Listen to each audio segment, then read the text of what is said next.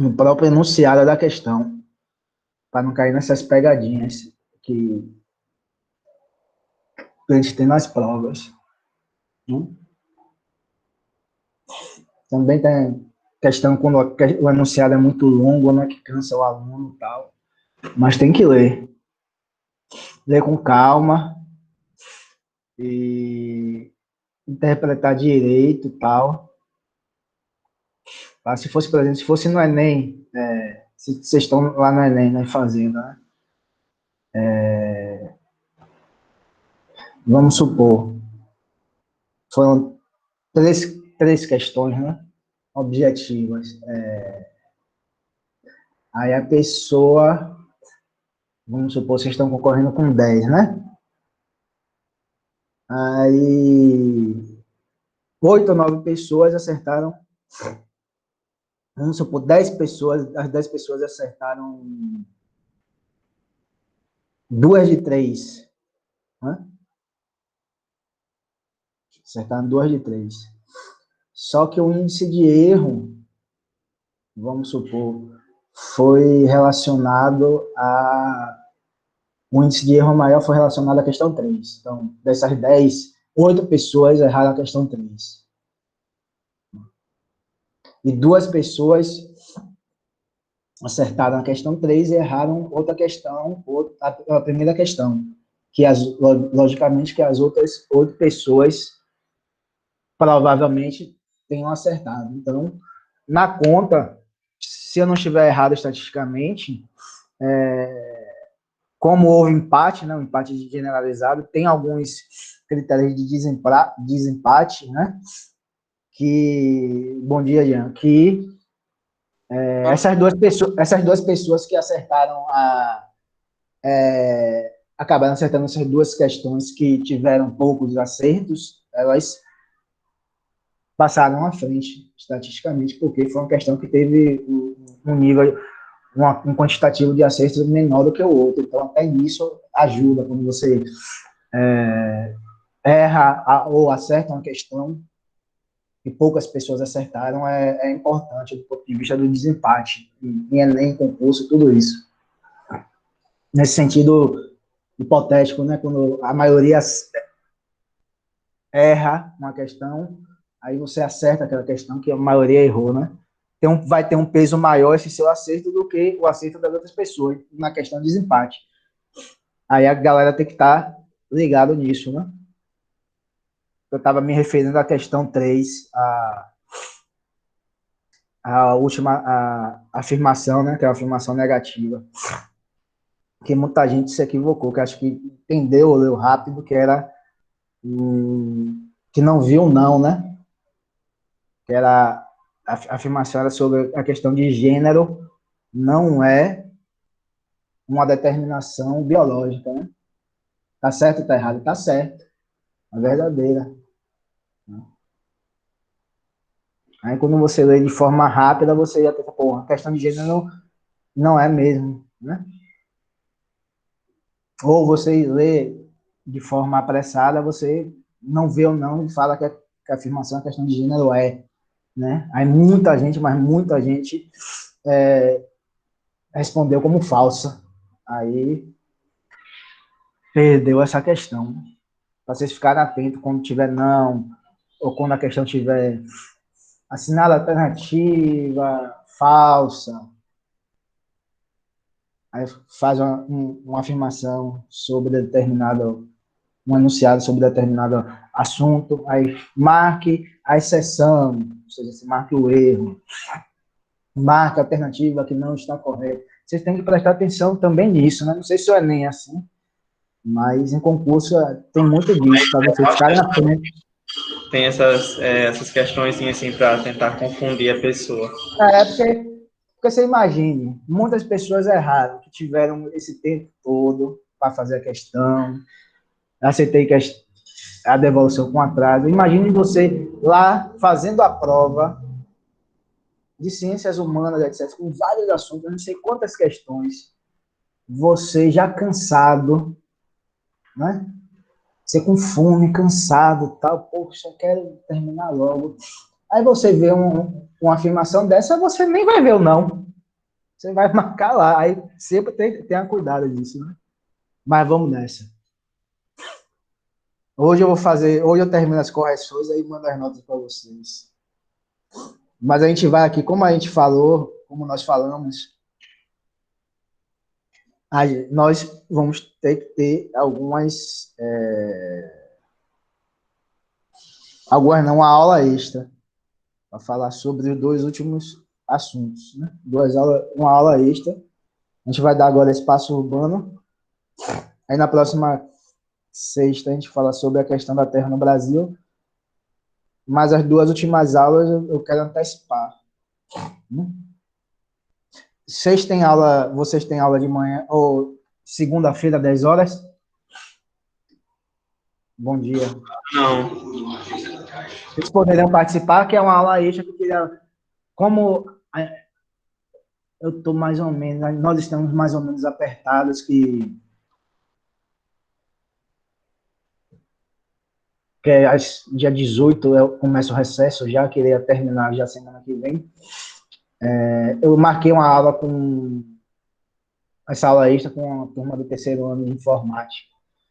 Aí queria saber a possibilidade se vocês podem, na segunda-feira, 10 horas, podendo, se vocês têm algum problema aí, ser uma aula conjunta de vocês com a turma de informática. Seria tranquilo?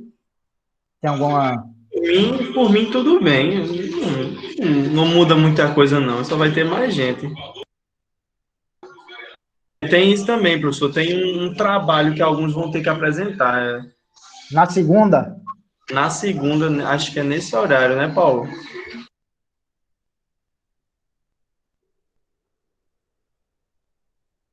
Ux. Agora, é muita gente, Paulo. É mais ou menos quantas pessoas? Umas 6 pessoas, é?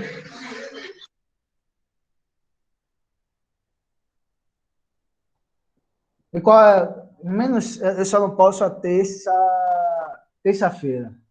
Eu vou ter médico. Segunda-feira pela tarde.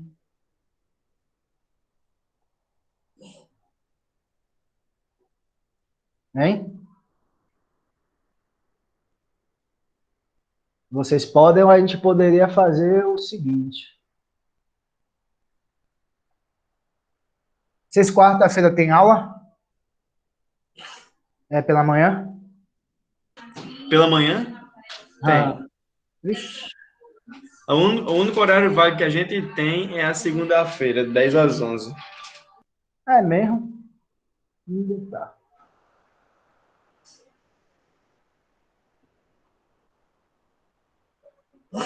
Depois dessa aula aqui, vocês têm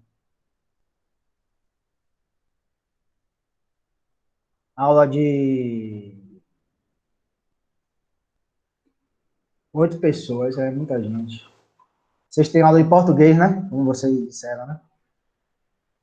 Ô, professor, mas essa aula de Diga. português, ela Ah, não vai ser, vamos dizer que ao vivo, né? A professora gravou ela e ela disse que a gente assistisse, né? Então, isso a gente pode fazer em outro horário. Se eu poderia aproveitar já para. Pode ser tudo, não. mas da próxima sexta ou dessa sexta? Dessa. Não, mas é para a próxima semana essa aula extra. É. É para a Então, próxima semana. Se a gente pudesse ter conversado com o professor antes, tinha dado certo, né? Pegar essas duas aulas de agora, mas... mas a gente não sabia, pô, também. Não sabia, vocês não sabiam. Pela tarde, vocês têm alguma coisa? Algum dia que você pode ser pela tarde?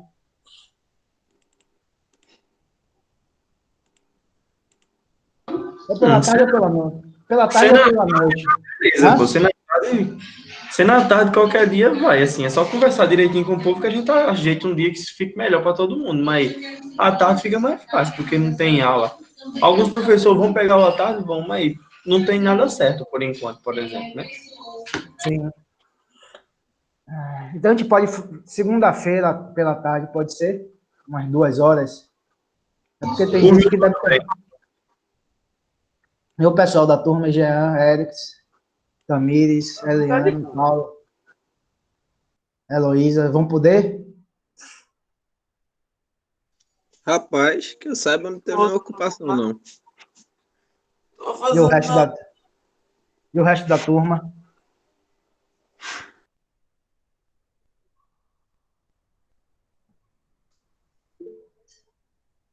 Então pode ser segunda, 2 horas.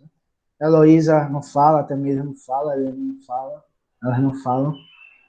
Se tiver algum problema com essa aula segunda, essa aula extra, aí vocês falam. No decorrer da aula, depois, tanto faz. Né? Vamos falar sobre a questão urbana, né? Para mim, beleza, Tamires.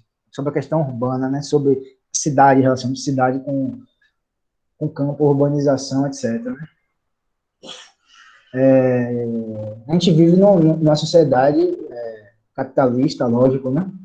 Ninguém nega isso, só alguns translocados, né? E que, basicamente, o Brasil é um país em que a esmagadora maioria da população vive em cidade. No mundo todo, a população que mora nas cidades acho que no século XX, agora no século XXI, suplantou as pessoas que moram no campo, né? Mas desde esse processo de importância da cidade em relação ao campo, ela se intensifica muito com a Revolução Industrial, né?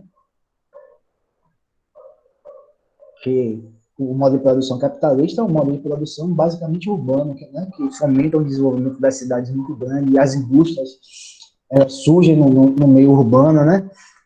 Há um processo de êxodo rural muito intenso da população do campo para as cidades, ou seja, as cidades crescem, e com esse crescimento das cidades há um crescimento da densidade populacional, um crescimento da habitação, há um crescimento da necessidades, por exemplo, da constituição de saneamento básico, de redes de energia elétrica, de redes de lazer, de etc., que não eram características do campo, né? Não sei se algum de vocês moram em alguma zona rural, mas a zona rural, geralmente, ela se caracteriza por não ter muito essas ofertas de lazer, né? Essas ofertas de tipo shopping center, restaurante, cinemas, teatro. Então, o modo de produção capitalista engendra esse desenvolvimento da cidade e tudo que a cidade tem, né? A cidade é mais fácil de se deslocar, né? Nas cidades, tem o próprio desenvolvimento dos meios de transporte, metrô, ônibus, carros, né? Desenvolvimento das rodovias, o próprio deslocamento é mais intenso, né?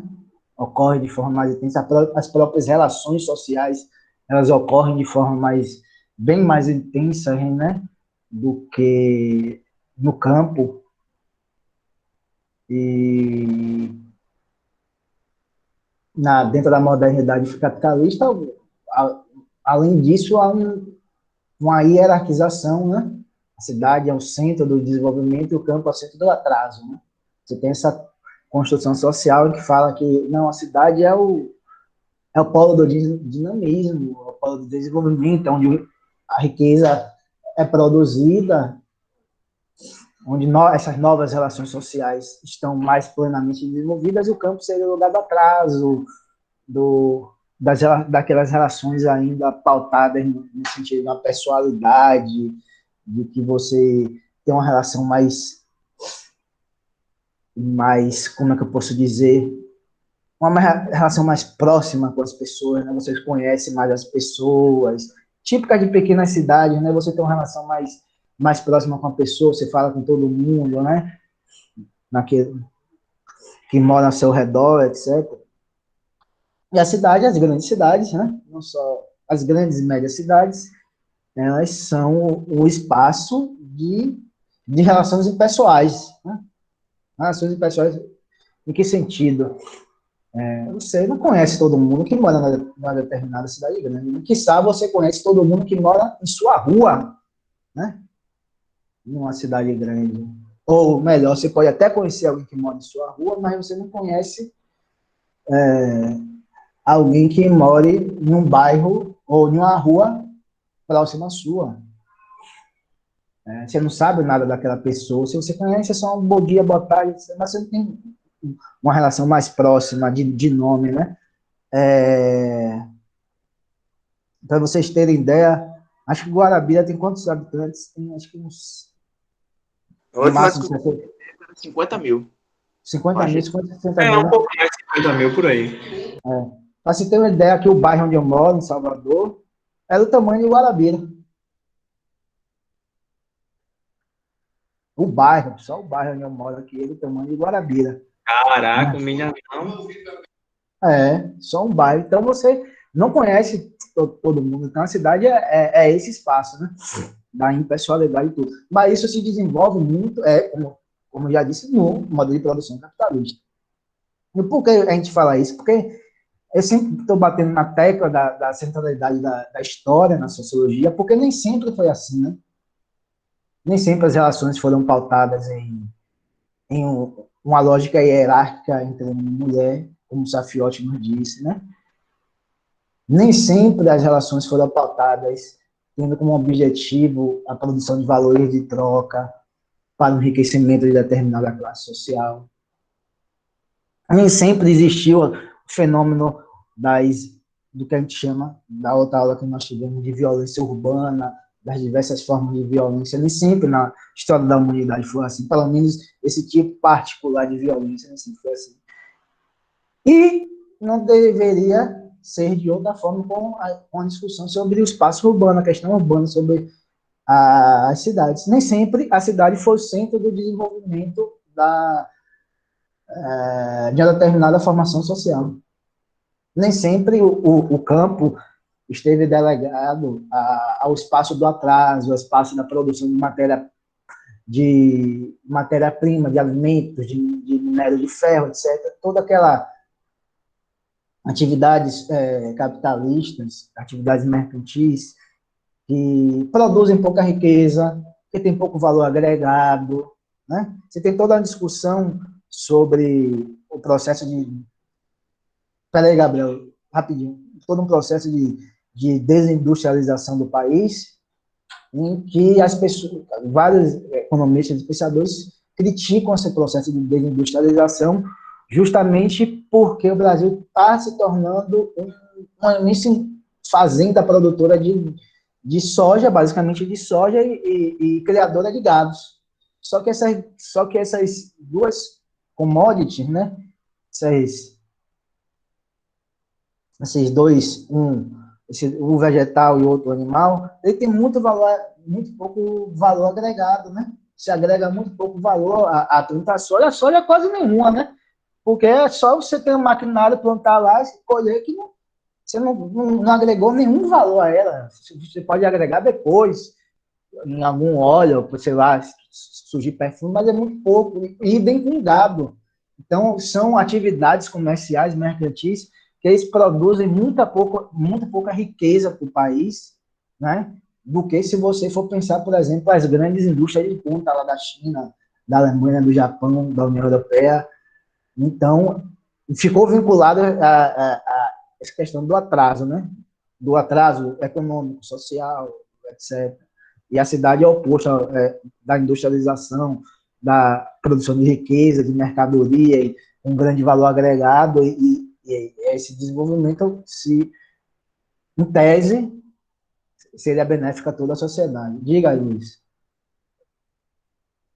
Sim, professor. Apesar de existir muito essa relação, aqui no Brasil, por exemplo, o setor que mais tem acesso à tecnologia, ou pelo menos um dos que mais tem acesso à tecnologia de linha, é o setor agrícola, assim, no Brasil.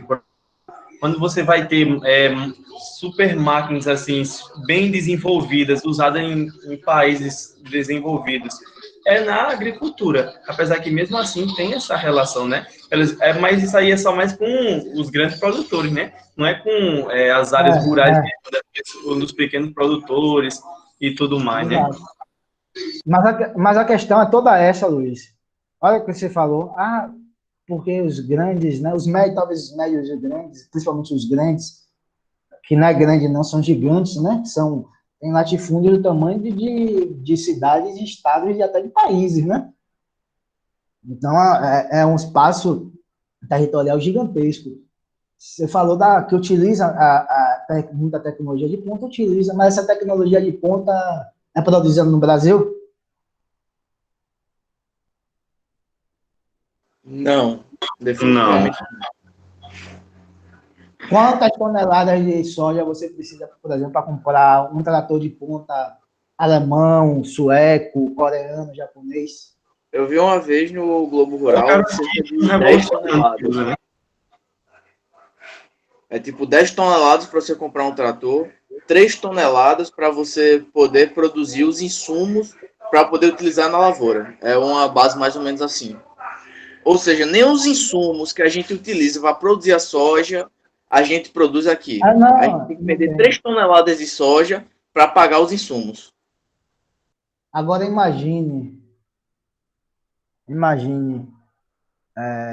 quantos iPhone você necessita para comprar um trator.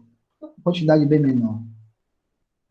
Quantos notebooks de última geração você precisa para comprar, trocar por um trator? Se fosse, por exemplo, teoricamente uma troca simples, né, de um produto por bem menor, na verdade.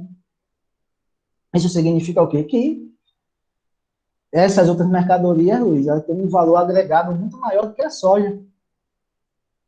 A gente chega ao ponto de exportar determinadas matérias-primas para determinados países, lá há uma transformação dessas matérias-primas em outras mercadorias, e há um adicional, uma soma de um grande valor agregado, né, baseado na tecnologia que eles têm lá, e nós importamos essas mesmas mercadorias já transformadas industrialmente para aqui para o Brasil, porque aqui não tem indústria. Exatamente. É tipo Você percebe?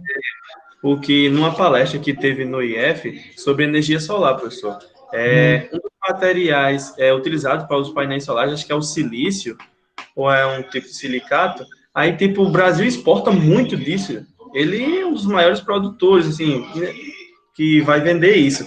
Aí os outros países compram isso, fazem as placas, os painéis solares e vendem por um preço altíssimo para o Brasil. Aí eles estão lucrando imensamente em cima de um produto, de um material que veio do Brasil, né? O Brasil não consegue aproveitar. Por isso que eu digo que o Brasil é um país mais agrícola do que industrial, né? Não, completamente. O Brasil está se tornando um país altamente agrícola, uma grande fazenda Sempre foi agrícola. agrícola, professor. Não está se Não, tornando, mas, não. Sempre foi. Desde a não, época do mas, Império, a gente só servia para produzir não, cana-de-açúcar, pô. relativamente, dentro dos países que são considerados, por exemplo, países de renda média, o Brasil era um dos países mais industrializados. Houve um processo realmente de industrialização no país. No período de Getúlio Vargas, com a criação da Companhia Siderúrgica Nesse Nacional, período da mesmo. Petrobras, Vargas. em outros períodos também, Professor, período... todo mundo que tentou investir em tecnologia aqui no Brasil deu uma de Barão de Mauá, tá ligado? Barão de Não, Mauá foi um dos homens mais ricos de todo mundo durante a época dele. Só que ele foi inventar, em tentar trazer tecnologia, trazer indústria para o Brasil, morreu falido. Ele era o mais rico do Brasil e morreu falido. Porque não conseguia engatar a indústria aqui no Brasil, pô. mas a questão toda aqui, Um grande todo o homem, né? processo, todo o processo de industrialização no mundo todo, ele sempre foi um processo de industrialização com a forte presença do Estado, né? Não é um projeto de industrialização que não tenha a presença do Estado. Só na cabeça desses telelocados, de novo, esse adjetivo neoliberais, que acham que só o livre mercado que funciona, que é o agir de um indivíduo como o Barão de Mauá. Não. Para um país, você pode ter figuras nesse sentido que investe, etc. Mas para o desenvolvimento do país é o Estado, né? O Estado capitaneando juntamente com a iniciativa privada, etc. Isso é básico, né, na história da economia. Vocês têm aula de economia? Não, né? Não. Ainda não. Mas eu tô Eu acho ligado que na ideia. Bicho. A ideia do pessoal neoliberal chega a ser um tanto utópica, porque eles pensam da seguinte forma: se nós ajudássemos na. Se nós facilitássemos a criação de novas empresas vão surgir e a indústria vai se desenvolver no país. É uma ideia errada? Não tanto, porque, tipo, por exemplo, aqui em Guarabira, o Uber não chegou, tá ligado? É que o pessoal daqui fez. Eles se reuniram e formaram uma nova empresa de taxistas chamado Táxi 083, tá ligado? Que é como se fosse um Uber, só que feito aqui em Guarabira e pra cidade de Guarabira. como é o É uma nome? ideia do caralho, tá ligado? Mas, tipo, esse tipo de coisa vai surgir se nós facilitarmos Táxi, o toda quê? o processo de criação de empresas, tá ligado? Mas, tipo, em larga escala, em grandes processos industriais, isso é uma ideia idiota, porra.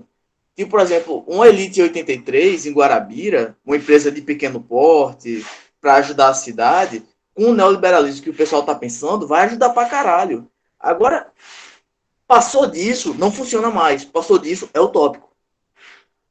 Como é o nome da empresa que você disse aí? Táxi, o quê? Elite 83. Elite 83. É de táxi. Mas a É, questão, Jean, é mais grave ainda, porque é uma falácia, né? É uma discussão falaciosa. Mas a questão mais E do neoliberalismo, a questão mais grave ainda. justamente isso aconteceu, né? No primeiro, no caso, não sei se foi no período de Floriano Peixoto ainda, naquela época, eles tentaram fazer isso que vocês falaram aí, né? De ajudar pessoas a construir indústria, né? Só que o brasileiro, sendo Ah, brasileiro, deu um bocado de golpe, fez um bocado de empresa fantasma. Aí quebrou aí a economia do Brasil e não fez empresa nenhuma. Aí pronto, ficou aí um rombo na economia e sem empresa no Brasil, sem indústria.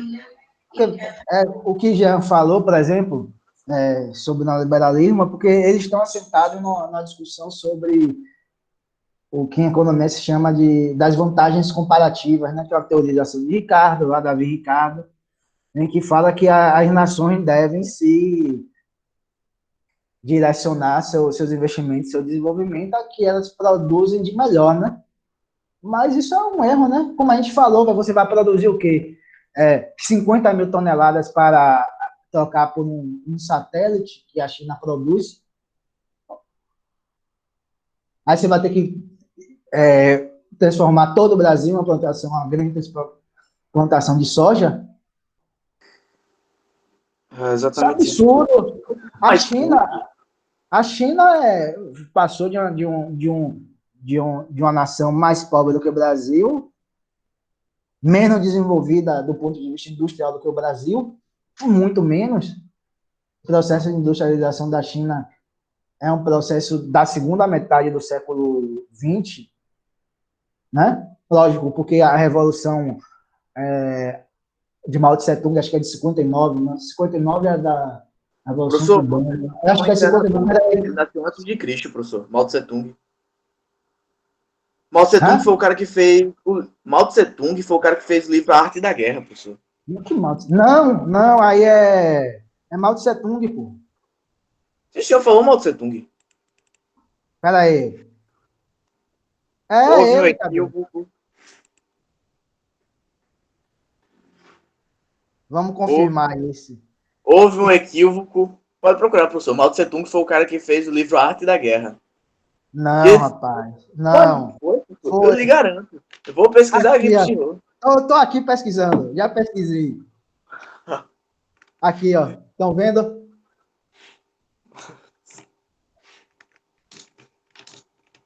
Mao Tse Tung. Aqui. Tá vendo? Peraí. Vamos ver se tá próximo aqui, ó. O livro vermelho.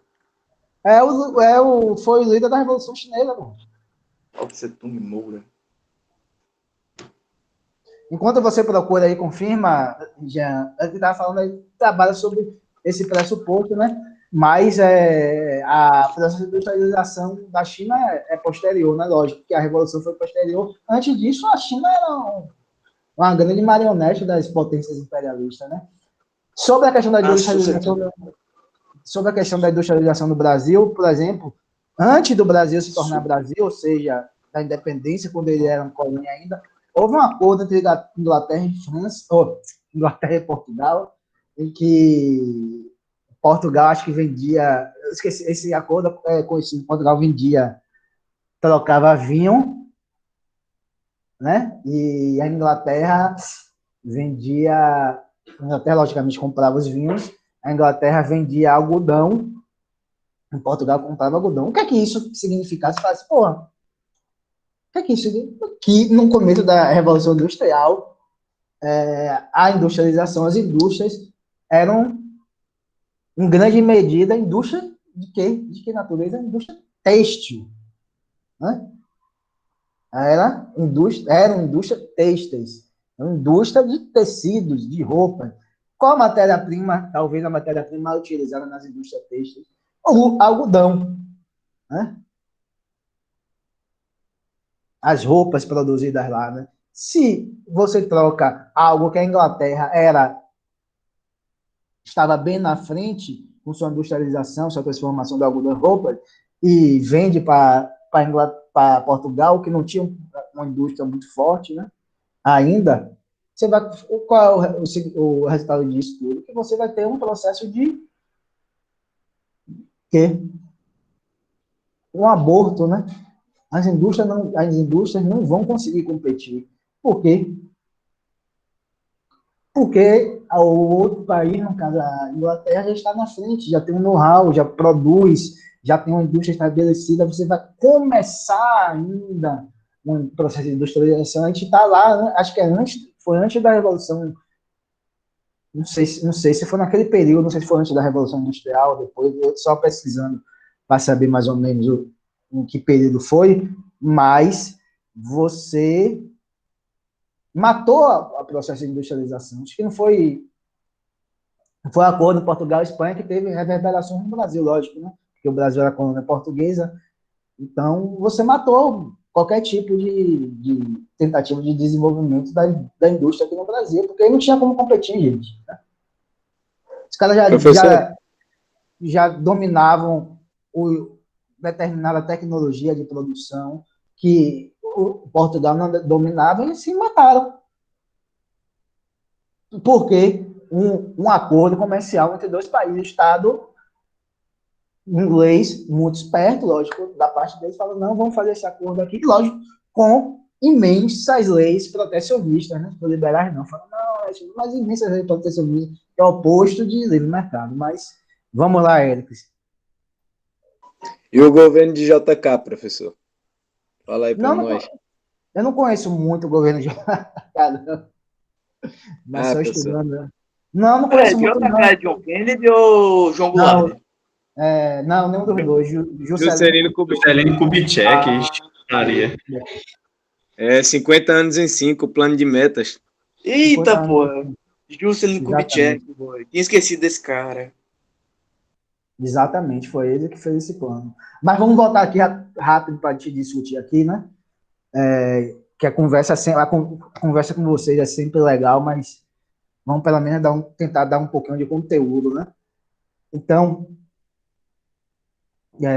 a gente vai falar aqui, né, que o termo, pegar aqui um trecho do livro, né, que ele fala que o termo urbano de uma autora, né, o termo urbano derivado do latim urbe, que significa cidade, né, que se constitui em oposição ao termo rural.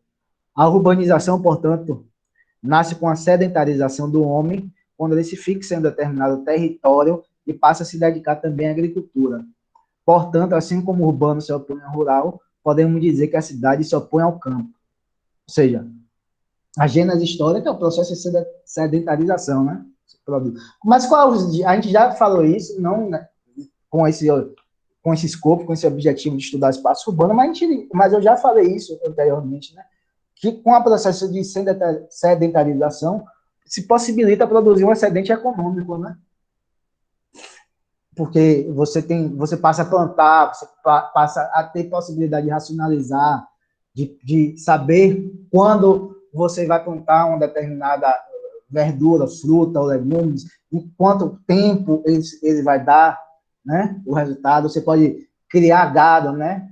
Aí você pode mais ou menos racionalizar que você não precisa mais caçar, né? Porque caçar tem sempre todas aquelas inseguranças. Você criando, você pode tirar leite, do leite você pode produzir vários outros derivados, ou mesmo matar para comer, etc. Então, propicia a produção de um excedente, né?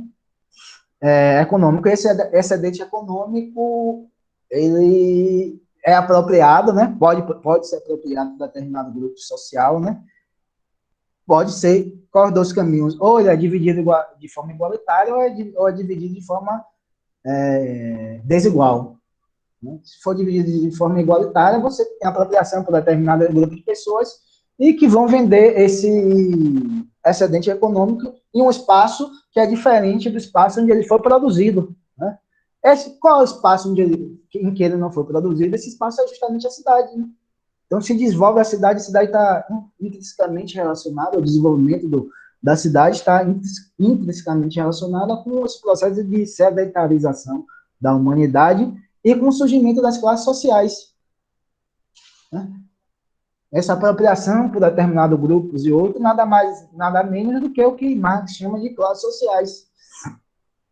Só que nesses períodos históricos, né,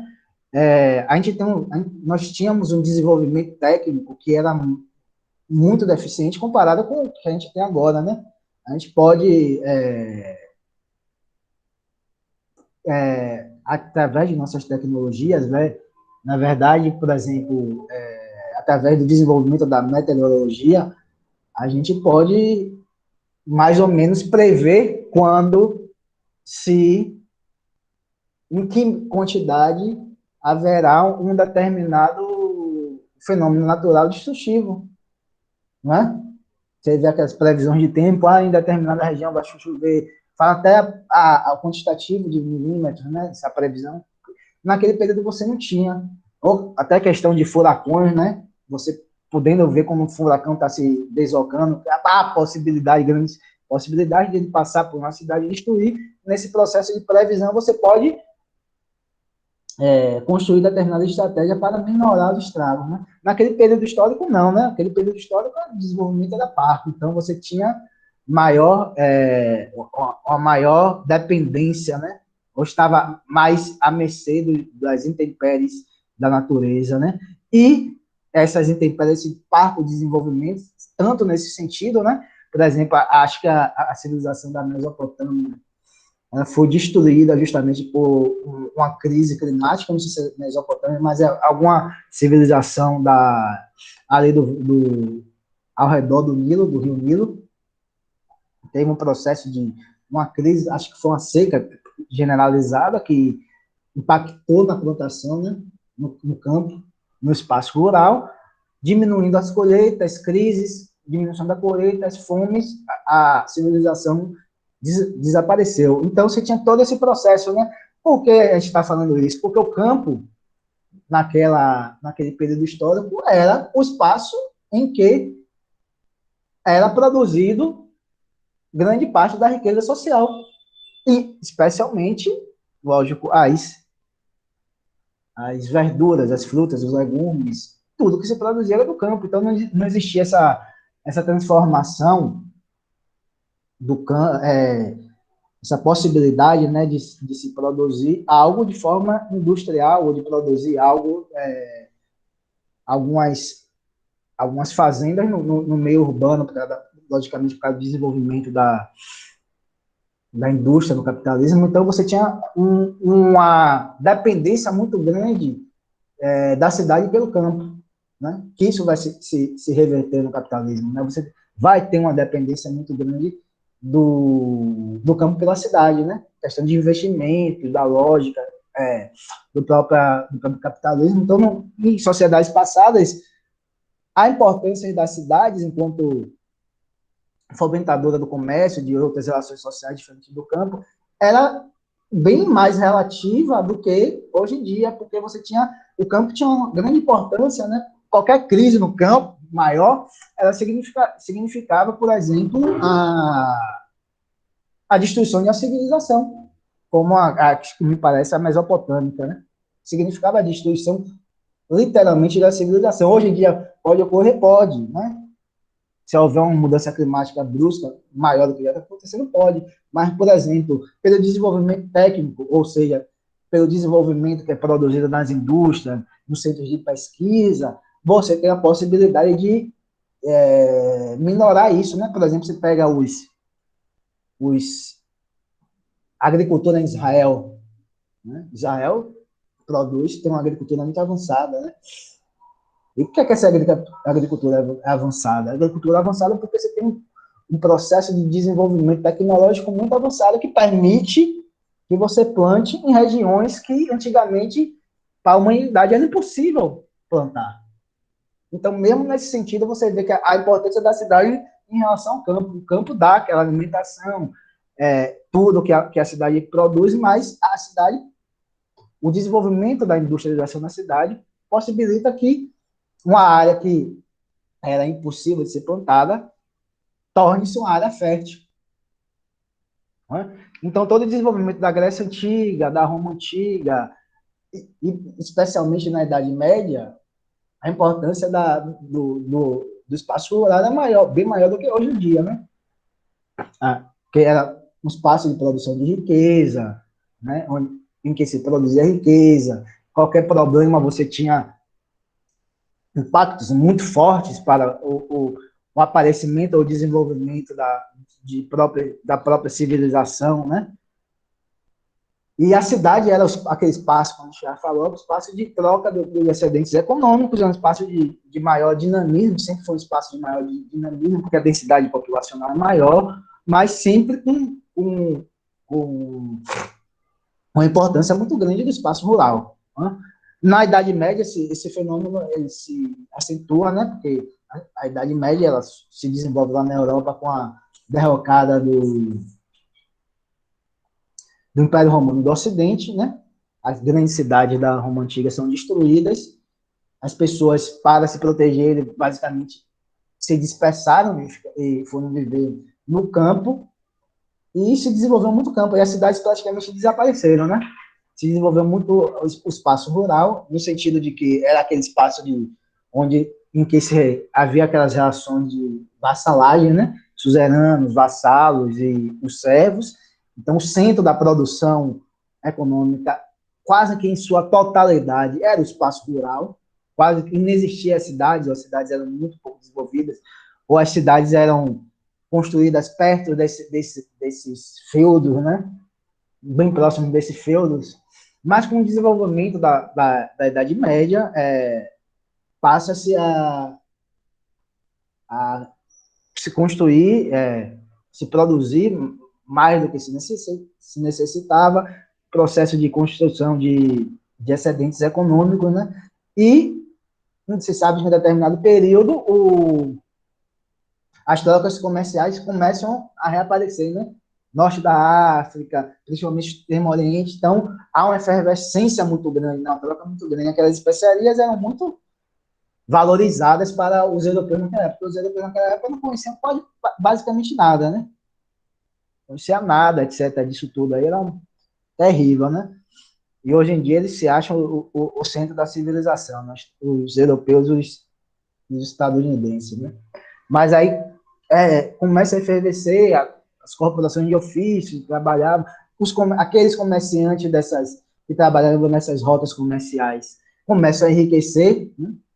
Porque eles compravam por valor, aquela coisa, compravam por um valor irrisório, né? Lá no Extremo Oriente, e vendia na Europa por valores absurdos, né? As especiarias do Oriente eram caríssimas naquele período, começaram a desenvolver, e essas cidades, qual é o nome dessas cidades que ficaram conhecidas? Eram os burgos, né? Aí a classe que enriqueceu nos burgos ficou conhecida como burguesia.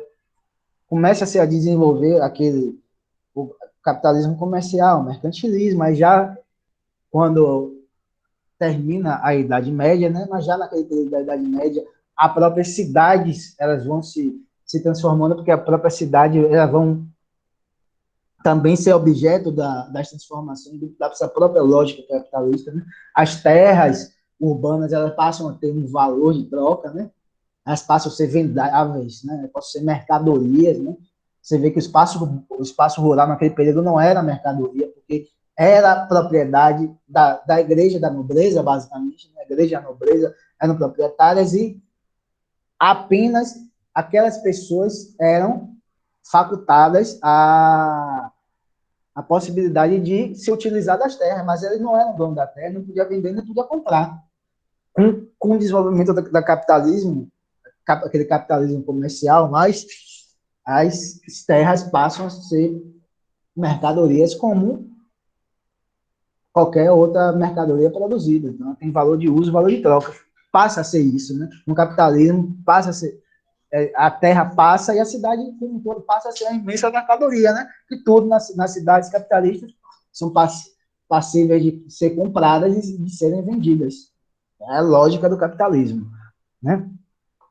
Aí, com a Revolução Industrial, esse processo se intensifica de uma forma gigantesca, né? As construções desenvolvimento das grandes indústrias no espaço urbano, né?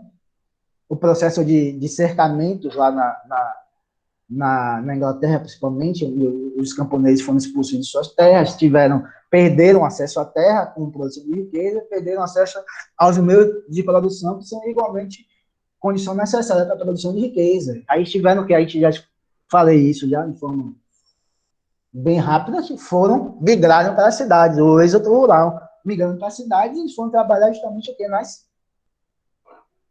cidades, sob condições terríveis, né, no começo da Revolução Industrial, sob condições terríveis, e há começa o desenvolvimento realmente da cidade. Né? Então, a cidade passa a ser vista, como eu falei anteriormente, o espaço da modernidade, das relações mais intensas, do espaço de lazer, em que você tinha acesso a várias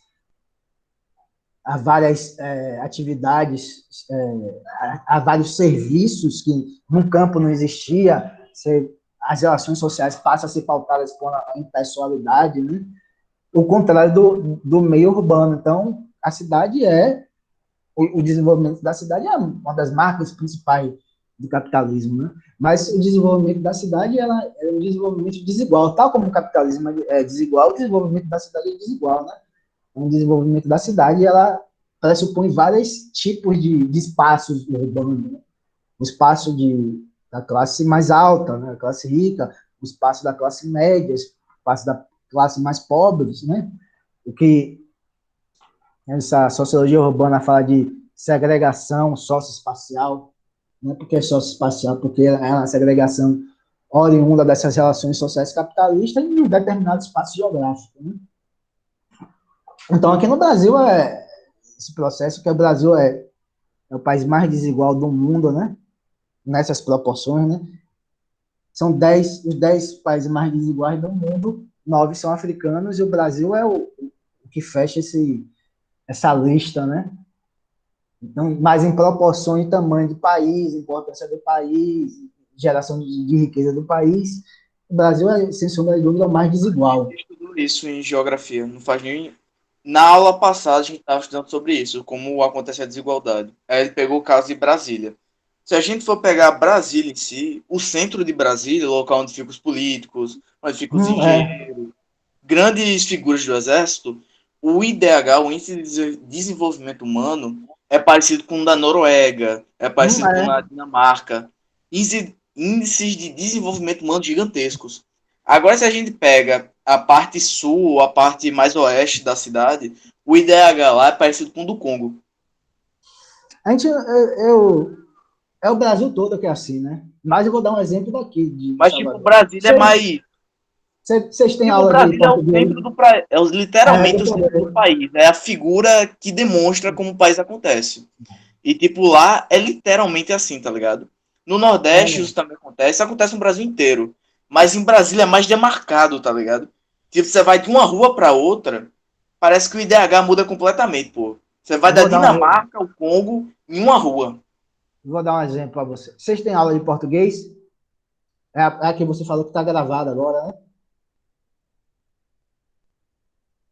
Vocês confirmam? Porque já deu Com 9 certeza. horas. Com certeza. Com Vai estar certeza. gravado, a gente dá uns migué aí. Muito louco. Para a professora, o nome da professora como é Rebeca, né? É. Não curto com ela na rua, não. Para daqui a pouco, quando eu chegar lá, igual ela não vai querer me dar os tapas, né? Aí você, né? Mas vamos nessa. Eu vou dar um exemplo aqui, Jean, porque eu tô falando isso. Note que o Brasil tem tudo isso que você falou, concordo plenamente, mas aqui em Salvador, eu vou dar um exemplo. É a mesma coisa. Tem um bairro aqui, tem bairros melhor, tão caros como esse bairro que você está, mas mais afastado, né? Esse aqui é, como eu falei, Brotas é do tamanho de Guarabira, só que Brotas tem. Aqui, Salvador não sei se aí acontece, mas Salvador é uma loucura. Brotas é como se fosse a denominação genérica, né? De um determinado espaço geográfico, né? Mas Brotas tem tipo mini bairros, né? Você tem aqui o Acúpio de Brotas, onde eu moro, né? Então, a região mais de classe média. Você tem a Vila Laura e Matacu de Brotas, né? Também tem essa estratificação social. E você pega o Cosme de Farias, que já é um bairro mais popular, né?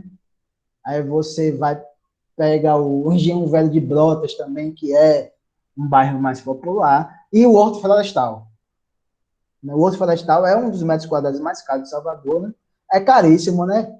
Caríssimo. Prédio, você vai lá, os prédios são luxuosíssimos, né? Acho que com menos de R$ 1 milhão você não compra nada lá, pra você ter ideia. Acho que você não compra nada lá, não. Você não compra lá, né? Você não compra nada lá. Um apartamento com 2, 3 quartos, você não compra, acho que por menos desse valor. Né? São super luxuosos, né? Aí ele começa, aqui você vai, adentro assim, em determinado período, é tão louco essa questão da questão urbana no Brasil, que você está andando na rua e você vai indo, né? Andando e você vai vendo imóveis de classe média, né? Nada demais. Aí você vai andando, aí em determinado período começa a aparecer aqueles prédios gigantescos, luxuosos, e fala, aqui já mudou, né? É conhecido como Horto Florestal. Aí você começa, Horto Florestal, ele tem uma descida que vai dar nas avenidas principais aqui de Salvador, que é a ACM, e no outro ele vai descendo, termina em outra avenida importante, que é a Vasco da Gama, que tem o hipermercado grande, e aí termina. É um espaço bem pequeno, né? Não é uma localidade muito grande, é bem pequeno, lógico, espaço bem pequeno, porque as pessoas que têm condições de pagar aquele preço são uma parcela ínfima da população soteropolitana, né? Aí quando você desce, você tem a Vasco da Gama, é a mesma lógica, gente. Você desce a Avenida Vasco da Gama, que são 2 pistas, né?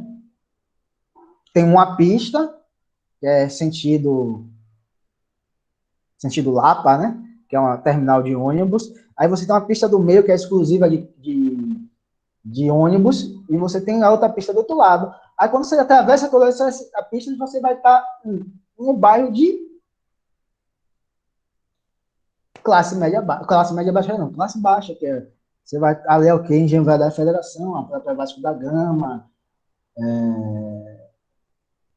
basicamente Engenho Velho da Federação e Vasco da Gama, são bairros populares.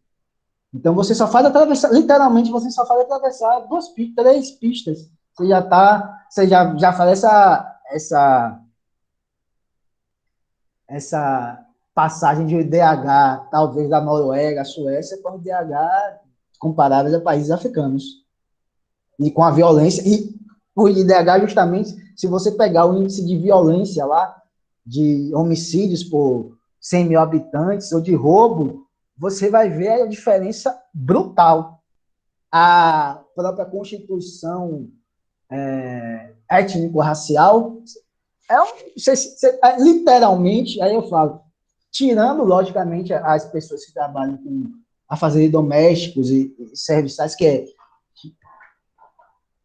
você vê muito novelas, né? Você vê as representações novelescas, né? Que você vê as pessoas brancas bem-sucedidas, e você só vê os papéis dos negros como o papel de subalterno, né? Aí você vê pouquíssimos negros, é lógico, né? A sociedade brasileira é muito desigual. A desigualdade econômica, a desigualdade calcada na etnicidade e racialidade no Brasil, você vai ver um rincão aqui no centro de Salvador, que provavelmente você vai ter um índice de pessoas autodeclarando brancos muito grande, e você vai atravessar 3 pistas e vai ter um índice de autodeclaração de negros e pardos. Aí, provavelmente você vai ter brancos pouquíssimos que se autodeclaram brancos. Então, essa é a desigualdade social do Brasil, que é uma desigualdade do próprio capitalismo, que ele se efetiva na própria lógica da construção da cidade, né? E basicamente, tirando Brasília e outras cidades, né? Brasília, JK, tirando outras cidades, o Brasil é um país que tem suas cidades que não foram planejadas, né? Não há um tipo de planejamento urbano no Brasil, né? Então, as pessoas geralmente saem de cidade do interior, né? Justamente naquela perspectiva da cidade grande, sai da área rural, basicamente de cidades menores vão para a cidade grande, porque a cidade grande é percebida como esse local do desenvolvimento econômico e propicia uma melhoria de vida daquelas pessoas, um acesso a serviços e riquezas que lá no meio rural elas não teriam. Então elas vão para a cidade, só que elas vão para a cidade, quando elas se deparam na cidade, não vai ver que não é nada disso, né? Aí vai ocupar que espaço? Geralmente vão ocupar esses espaços de pobreza, né? Essas áreas mais distantes do centro financeiro da cidade, se não for tão distantes do centro da cidade, espaços onde tem uma infraestrutura muito precária, onde o preço dos imóveis são menores, etc, etc. Então, você tem essa falta de planejamento, você tem uma explosão do desenvolvimento daquilo que nós conhecemos como favelas, né? Que hoje há essa transformação até na questão linguística, né? Que a favela agora se tornou comunidade, né? Já falar porque a comunidade e tal. Comunidade é um nome que o favela é um nome carregado de significados negativos, né? Quando você fala favela, você vem automaticamente sua mente que é o espaço da pobreza, da falta de infraestrutura, de uma violência muito grande. Então, para esse estigma, aí se constrói a palavra comunidade, que não muda nas relações práticas nada, né? É só a mudança de nome. Só porque carrega isso, né, o nome favela, né? Então, as cidades brasileiras, a gente está discutindo a questão urbana, mas basicamente no Brasil, tem essas características, né? A falta de planejamento urbano, essa desigualdade brutal, como o Jean falou, em Brasília, a gente vê em qualquer cidade aqui do Brasil, aqui na Bahia também, em Salvador também, brutal desigualdade social, uma especulação imobiliária gigantesca. Eu vou falar sobre especulação imobiliária, a gente termina essa aula. Especulação imobiliária gigantesca. Não sei se vocês acompanham Guilherme Boulos, né? Foi o segundo turno da Prefeitura de São Paulo, que ele perdeu para Bruno Covas. Ele é dirigente histórico do MSTS, que é o Movimento de Trabalhadores Sem Teto, né? Pessoas que lutam por ter uma moradia, né? Seria o mínimo, né? Ter um lugar para morar, para sua cabeça dormir. Ele tem dados que só na cidade de São Paulo você tem uma quantidade maior de imóveis sem ninguém morando do que pessoas sem teto. Ou seja, se houvesse um plano mesmo político de erradicar com todos os moradores de rua, você iria erradicar a população que mora na rua e ainda ia sobrar imóveis que estariam desocupados, né? Isso é a lógica do capitalismo, né? Mas é um direito, né? A propriedade privada. O problema é dois, professor. Diga. Que, primeiro, já se acostumou-se com a mendicância, tá ligado? Ou seja, já é comum ver mendigo, então as pessoas pouco se importam com isso. As pessoas se importam mais com um cachorro na rua do que um mendigo na rua. Por quê? Porque as pessoas conseguem ter mais compaixão com o cachorro do que com o mendigo. Ver mendigo já virou normal, ver cachorro é crueldade. Segundo, quem vai pagar por esses moradores de rua estarem morando nesses condomínios? Realmente sobra condomínio. Tem mais pessoas morando na rua, tem menos pessoas morando na rua do que condomínio. Mas quem vai pagar para eles morarem lá dentro? Como eu já lhe disse, a população está cagando e andando para isso. Se a população está cagando e andando, e isso não é meta de governo, o governo também caga e anda. O problema são esses dois. A grande questão já é o seguinte... A teoria faz grande sentido. Agora, a aplicabilidade, dado o fato que a importância é pouca e já se acostumou a sociedade a ver mendigos na rua... Não, esse primeiro fato... Porque a ideia é boa, um fato de um estranhamento que é, lógico, é patente, né? É uma invisibilidade, né? As pessoas fecham os olhos, fingem que não vê, né? Com certeza. O segundo ponto é problemático.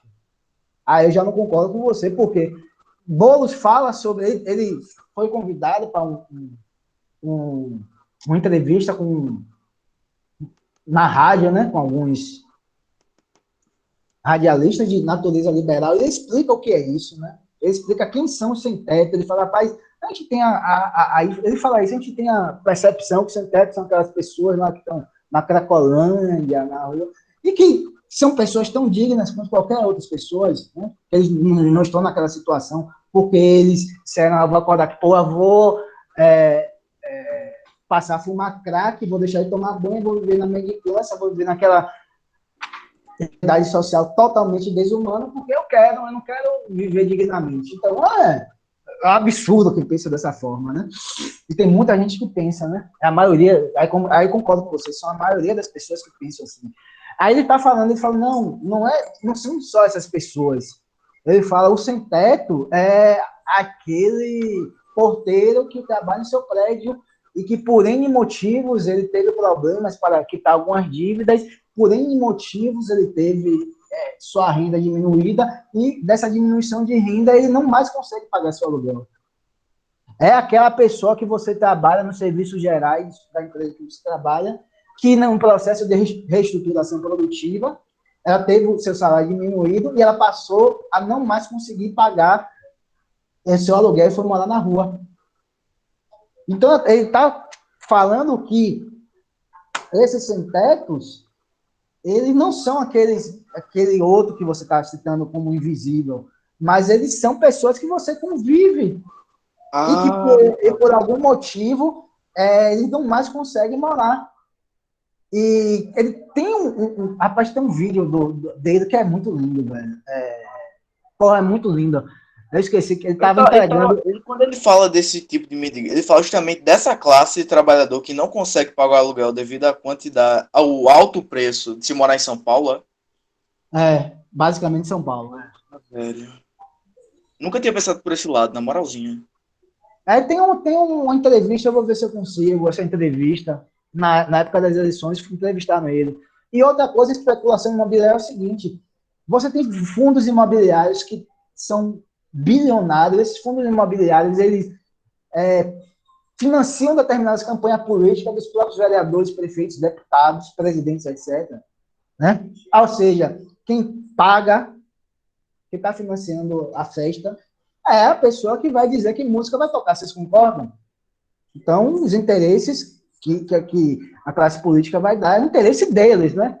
Então, esses fundos imobiliários compram milhares de imóveis. Ele dá exemplo de pessoas que abandonam os imóveis, que a dívida com o IPTU é maior do que o valor do imóvel, do próprio valor do imóvel. E a prefeitura não faz nada, que tem dispositivos legais, jurídicos legais, que permitem que a prefeitura tome esses imóveis, mas não é tomar, chegar lá, pegar, não, me deixa ainda mais não. Acho que paga uma determinada quantidade de dinheiro, de indenização, etc., não tenho certeza sobre isso, mas que o imóvel tem uma determinada finalidade social, uma função social, né? Está na Constituição, né? Que os imóveis têm que ter uma finalidade social. Eles deixam lá, às vezes por abandono, por qualquer razão, ou às vezes por especulação imobiliária, financiam esse político. O que esses políticos fazem? Vamos lutar para expandir um metrô, vamos desenvolver um determinado parque lá, né, uma determinada área de lazer, ou que o metrô passe por aquela área. O que acontece? O metrô passando por aquela área, você abrindo um parque, você levando um shopping center, um teatro, etc., o que vai acontecer? Aquela área vai se valorizar. Lógico que vai se valorizar. Pode passar 10, 15 anos, mas quando ocorrer isso, aquela área vai se valorizar. Aquela área se valorizando, o que é que ele faz? Esses fundos imobiliários, essas construtoras, derruba o que tinha que derrubar, produz, constrói prédios ou casas, ou condomínios fechados de casa, ou prédios luxuosos, e o X da questão. Pronto. O que aconteceu? Lucro no bolso deles. Vocês estão entendendo? Essa é a lógica da especulação imobiliária, né?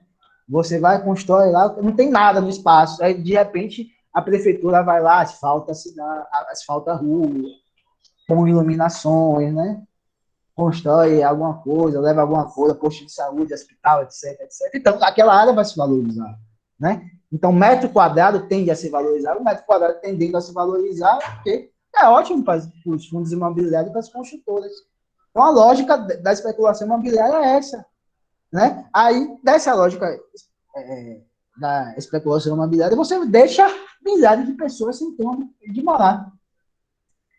E tem um vídeo que filmaram, que é uma trabalhadora, uma travesti, né? Que eles reformam um condomínio que estava abandonado, acho que era a construção da prefeitura. A própria força, o próprio integrante do MSTS reformam um determinado condomínio e entregam o condomínio e fica aquela coisa maravilhosa.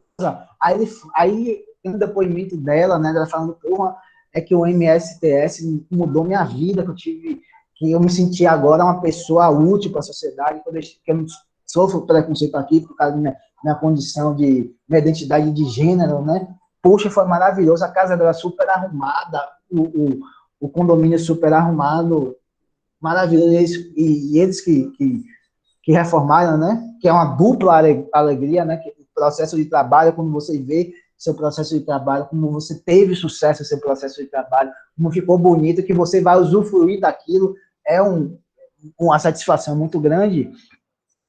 Então, é nesse sentido, Jean, porque não é questão da questão que eles vão trabalhar, lógico que tem todas essas questões do desemprego, mas é um outro tipo de problema, né? Mas a questão da moradia é uma lógica totalmente racionalista, né? Só na sociedade que produz, tendo como objetivo a acumulação maior de dinheiro por parte de determinado grupo de pessoas ínfima, que ocorre isso, né? Você nega o direito de determinada pessoa ter onde dormir. Isso por si só é uma questão perversa, mas para os liberais não. Para os liberais, provavelmente eles vão dizer que essas pessoas não se esforçaram o suficiente, né? Mas é isso. Alguém quer falar ainda? Jean, quer falar? Eric, Luiz? Sim, professor. Pelo jeito, eu acho que Jean saiu aí, que eu não estou vendo. Jean saiu agora. Acho que a internet dele pode ter caído. Mas é assim, pelo que o senhor comentando, assim, a pessoa acaba, só no momento em que ela tem um emprego, mas o emprego não paga o suficiente para ela manter a sua moradia, ela vai perder o emprego também. Porque ela não vai ter como, vamos dizer, fazer a higiene pessoal, não vai ter uma qualidade de sono, ela vai chegar no trabalho estragado, fedendo, com sono, e vai perder o trabalho. Ninguém vai mais querer ela. O que essa pessoa vai fazer? Vai viver na rua, como já estava vivendo, só que sem um tostão. Esse O que tende a se isso, agravar, né? só pelo fato de ela não conseguir pagar uma moradia. Exatamente, velho. Lá em São Paulo, por exemplo, como eu trabalho em São Paulo, lá em São Paulo o metro quadrado é caríssimo, né? O aluguel é caríssimo. Nem se compara com, por exemplo, a Paraíba, com Salvador, nem se compara. Então você tem que ter uma renda muito alta para viver lá. Lá as coisas são muito mais caras do que em outras cidades menores. Por exemplo, São Paulo, Rio de Janeiro, Brasília, são cidades bem caras, né? O metro quadrado são muito caras nessa cidade. Então, para você viver razoavelmente bem, você tem que ganhar muito bem. Né? Caso contrário, você provavelmente vai morar na periferia, no melhor dos casos, né? Eu, só para finalizar aqui, e a gente fica marcado a aula, só anotar aqui a aula extra na segunda, né? Às 2 horas, tá bom para vocês? Eu vou mandar e-mail para vocês confirmarem, 2 horas.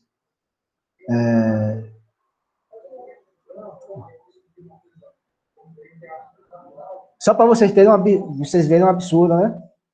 Essa questão da moradia em grande cidade, né? Principalmente Rio de Janeiro. Acho que o bairro com metro quadrado mais caro do Brasil é o Leblon, né? Dizem que é o Leblon, né? São 21 mil reais o metro quadrado, em média. 21 mil metros quadrados, né? Imagine você 10 metros quadrados, já são 210 mil reais. Né? Eu estava vendo, não sei por que passou, né?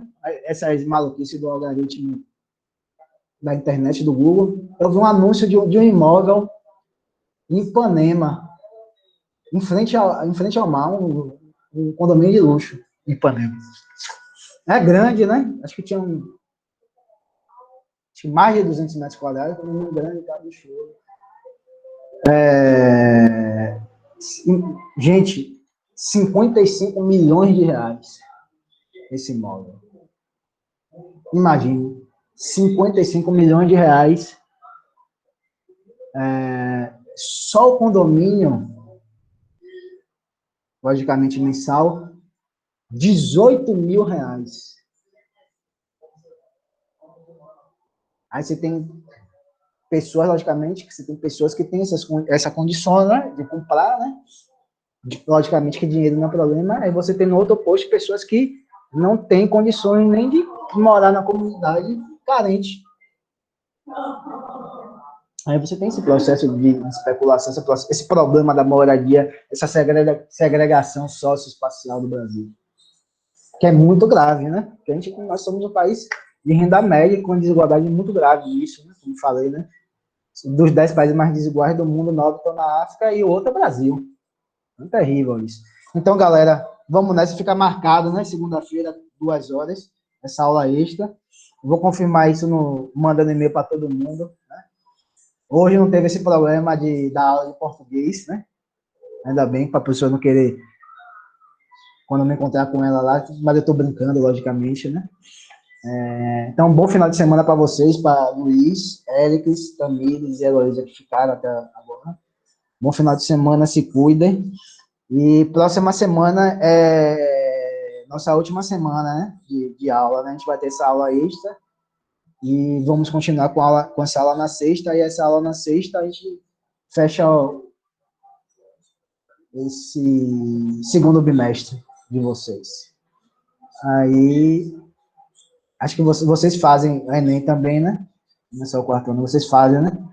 Então, na sexta-feira que vem a gente conversa sobre isso melhor. Viu, gente?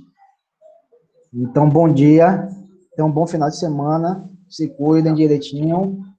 Valeu, professor. Bom final de semana para o senhor também. Valeu. Na paz. Tamo junto. Valeu. Tchau.